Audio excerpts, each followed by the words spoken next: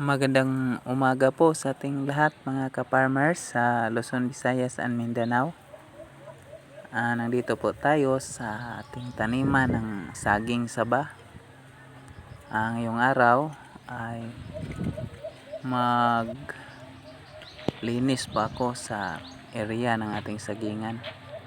Ito na po ang ating napagsimulan.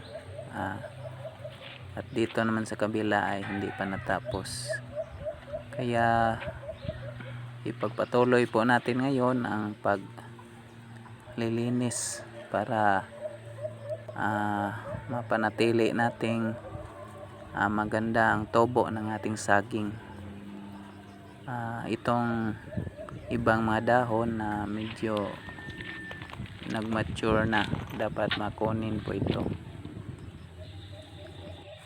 Dahil kapag makuha yung mga ibang dahon, mabawasan, ay lalong malusog yung mga bagong mga dahon. Kaya dapat talaga maalis yung mga nagmature na. So ngayong araw ay pagpatuloy po natin para matapos na po ang area na ito. So medyo malalaki na po yung ating simulan. So ito na mga ka-farmers, nagpatuloy po tayo sa paglinis.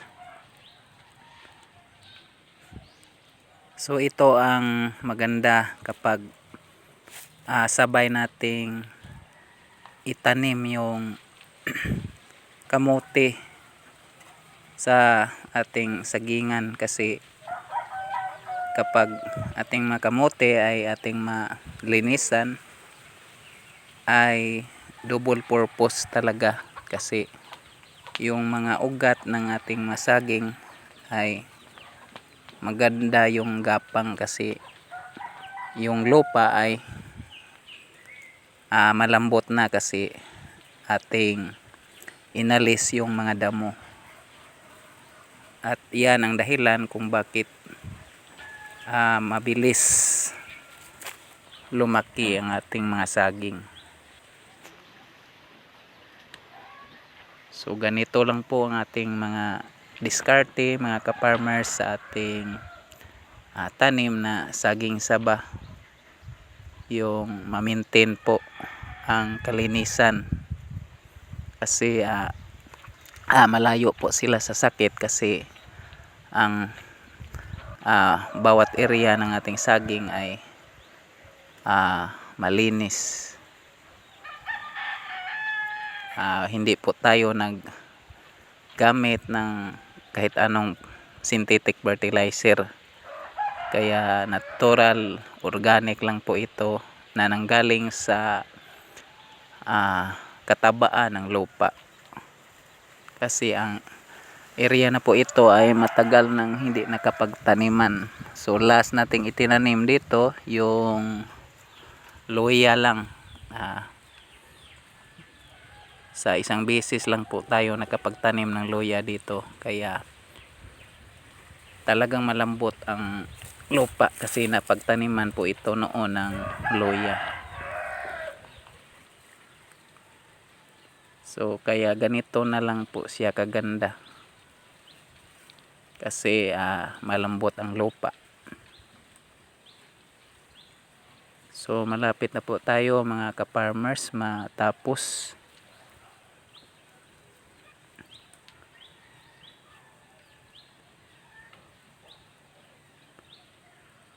So ganito kaganda pag malagaan po natin ng maayos ang ating mga tanim, na hindi po natin na pinabayaan.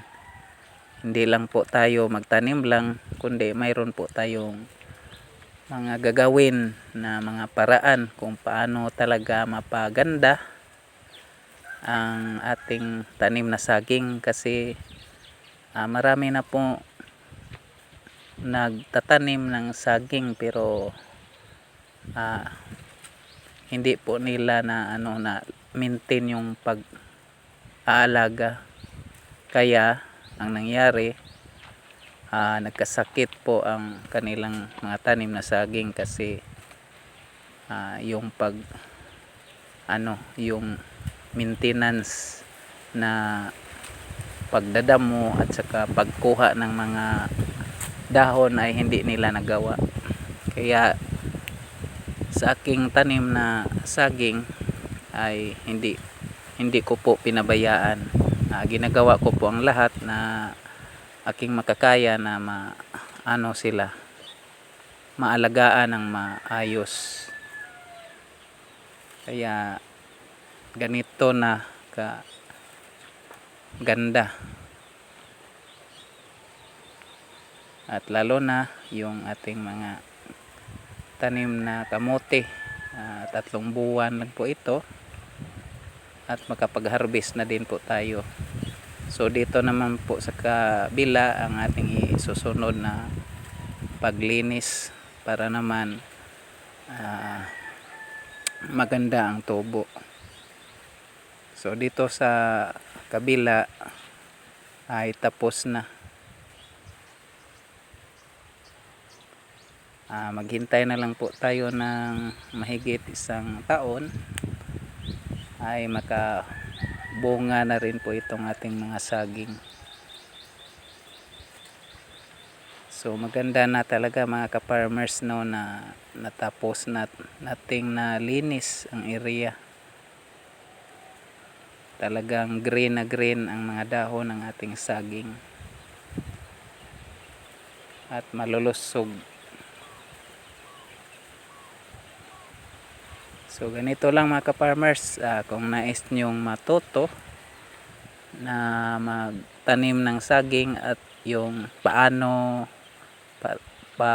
natiliin na maganda at mapabilis yung tubo, so ganito lang inyong gagawin na pag-aalaga,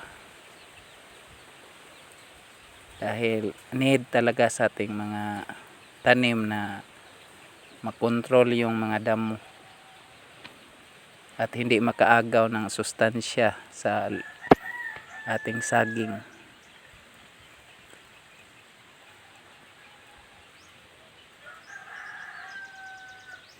So nilibot po natin ang buong area para makita nyo ang buong area ng ating sagingan.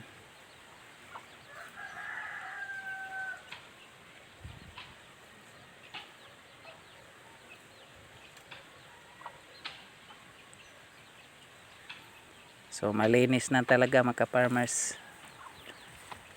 Thank you po sa lahat ng nagsuporta sa ating channel, lalo na ang ating mga bagong nag-subscribe sa ating channel. Thank you po sa inyong lahat, at sa mga ating mga kababayan na iba dyan na palaging nagsuporta din sa ating channel. Thank you po sa inyong lahat sa palaging panonood ng ating mga video about farming. Thank you po sa inyong lahat. Sa aking mga ginagawa araw-araw ay palagi kayong nagsubaybay sa ating mga ginagawa. Thank you po sa inyong lahat.